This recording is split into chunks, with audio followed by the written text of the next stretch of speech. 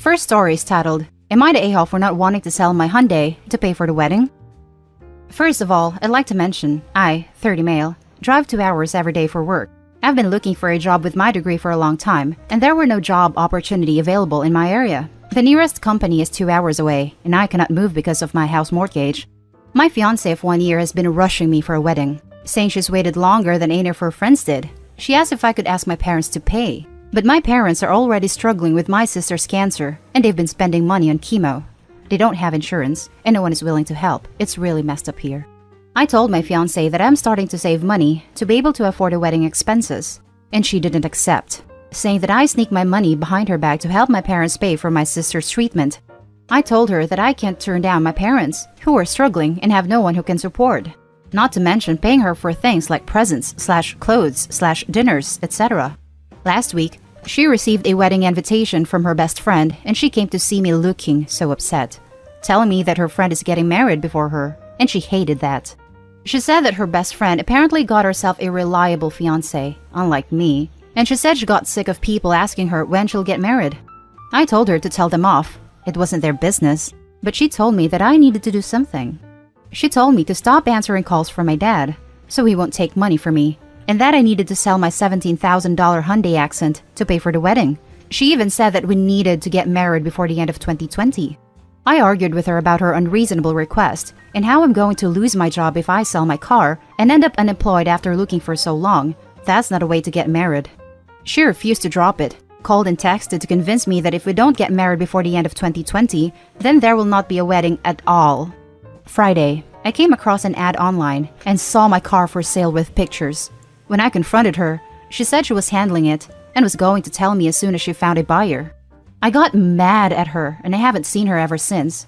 She's crying, saying that I'm picking a car over her and that she was trying to make this work for us. Edit, I took a screenshot of the ad on Facebook, so she won't deny it. I'm in the Middle East. You can see the screenshot on my Reddit profile. It has been posted for 5 days. Now for the top comments of this post. Dude, you don't need to get rid of the car. You need to get rid of the fiancé. Edit, I got a horse head in my bed because I didn't give a verdict. Not the a-hole. But dude, get a better fiancé. Exactly. What good qualities does this woman have? She sounds straight up awful. Yeah, some people have a really messed up idea of love. If getting married is so important, then go to the registry office and make it official. If she needs a ceremony, I'm guessing the $17,000 Hyundai is worth $10,000 secondhand. Then she isn't really going to impress her friends anyway for that kind of cash. Opie needs to find a better fiancé. You're the a-hole because you haven't ended your relationship with this trash person. She is bullying you into marrying her. Why are you letting her? I've voted for the most honest answer in the thread, and the tough love that's needed here. Take a minute, get drunk, and then read your post like a friend made it, and not you, and give the poster honest advice. Not the a-hole, and break up with her. Your sister's cancer is more important than your wedding. You can do a courthouse wedding if she wants to be married. She doesn't want marriage. She wants a big, beautiful, expensive party all about her. Also, technically, she should be paying for your wedding as well. Why isn't her family helping? You did nothing wrong. Her family is unbearable. They feel like it's my job to please them and do things for them, while she does nothing to get them to stop. They don't have a sick family member like I do, and they rely on others for things to be done, and I'm one of the many people they take advantage of. Now for the next story. Am I the a-hole for walking out of my fiancé's friend's wedding reception?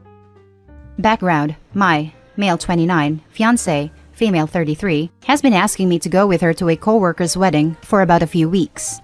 I expressed anxiety about it because, 1, I'm a huge introvert, have social anxiety, and wouldn't know anyone else. 2, there's a pandemic. I live in the US. It ended up being over 100 people, less than 5 wore masks at any given time. She put some pressure on me, told me it would mean a lot to her, and she wanted me to meet her work friends. Was talking to a friend about making compromises for your relationship, so I decided to go and try to put on a brave face and have fun. And I really did have fun for about the first 2.5 hours. Still anxious, but met some nice people, had a decent time. Then, a guy started yelling loudly near her friend, who was one of 3 black people there, about his political views, started following our group around seemingly wherever we went, yelling randomly about it, then looking at him, seemingly to see if he would react. At that point, my anxiety was bad, because negative attention-seeking people like that stress me out, and he'd clearly been drinking. So we were chatting outside in a small group, feeling the anxiety getting worse. Tried to nudge her, saying we needed to head home to feed our dog. He usually eats at 6:30, and we wouldn't get home until 10.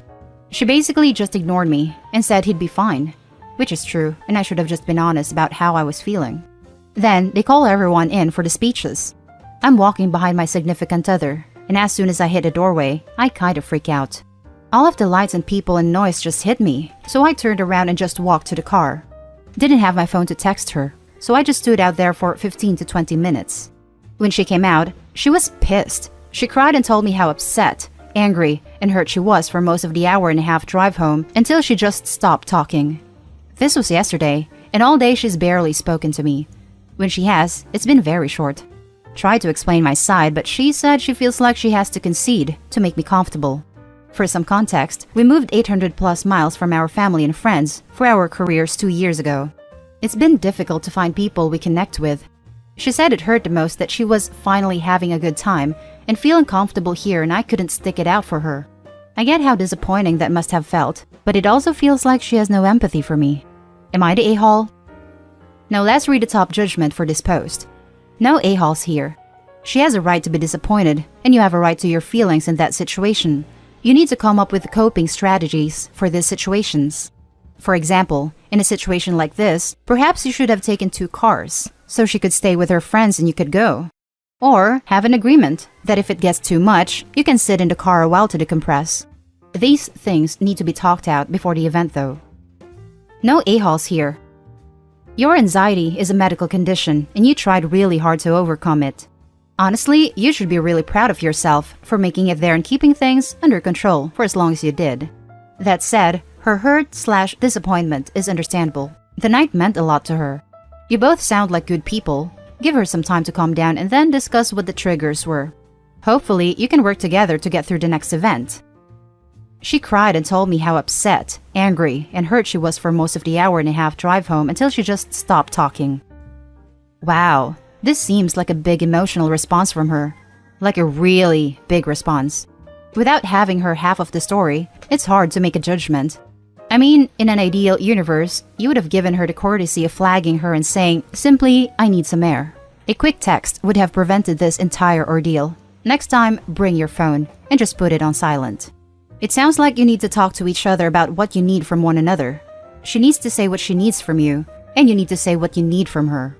My ruling is no a-holes here. I'd recommend showing her this post.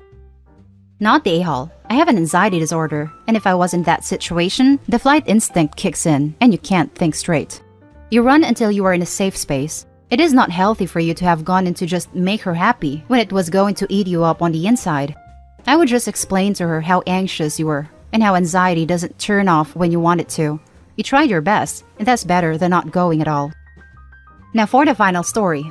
Am I the a-hole for going to my friend's wedding even though her mom and dad, who is the father of my child, will be there? When I was 19, I met a guy in his 40s at university. He told me he was married and had 3 kids, but his wife was dead. So he wanted to keep us secret until the kids were ready to hear about us. When we'd been together for 18 months, I found out I was pregnant. He freaked out and admitted his wife was not actually dead. Needless to say, we broke up. Then began a custody battle. And when I say battle, I mean battle. As his wife said, he could only keep the kid if they got full custody and I got nothing, because she didn't want to deal with me for 18 years. After a lot of BS from the wife, they only got visitation every 2 weeks. Because of her all-or-nothing mentality and finding out that her actions had resulted in visitation only, they decided to not be involved at all beyond child support. During the custody case, I met his other kids. His sons both hated me, but his daughter, Kate, who was 6 months younger than me, felt that her dad was the only one who should get in trouble here. Kate wanted a relationship with her youngest brother, who is still an infant, and who I now had full custody of. I agreed to letting her see her brother, and we actually became pretty good friends, as we were a similar age, with similar interests, and she spent a lot of time with the baby. A few years ago, I introduced Kate to a friend of mine, and now they're getting married. My son and I are still a touchy subject with Kate's parents, and Kate says her mom regularly complains about the child support. However, Kate wants her little brother at her wedding, and she and the groom both want me there. The wedding isn't until next summer, and the invites haven't even gone out yet, but she sorted out her guest list, and me and my son, who is now 6, are both on it. I've already said we'll be there. Kate's parents have seen the guest list. Her mother has messaged me asking me to not attend. I've refused, and she called me unreasonable and said I messed up her family 6 years ago. She doesn't want any drama or BS like my son recognizing her husband as his father, which he will be able to do as he's seen pictures and knows that Kate is his half-sister, or the affair being made known to their wider family. She also doesn't like my friendship with Kate, and has said that she doesn't want to see my face at Kate's wedding, as I've humiliated her enough. My point of view is that Kate has asked me to be there. I'm friends with Kate and her soon-to-be husband, and my son is already excited to go. Plus, it's not like I'm going to take the microphone and go, "Attention! My 6-year-old is the bastard child of the bride's father. Cheers to the bride and groom." Plus, I don't have a problem with them being there, despite the stunts the wife pulled when we were sorting custody. So, if they're the ones putting their foot down, I feel they should be the ones to not go.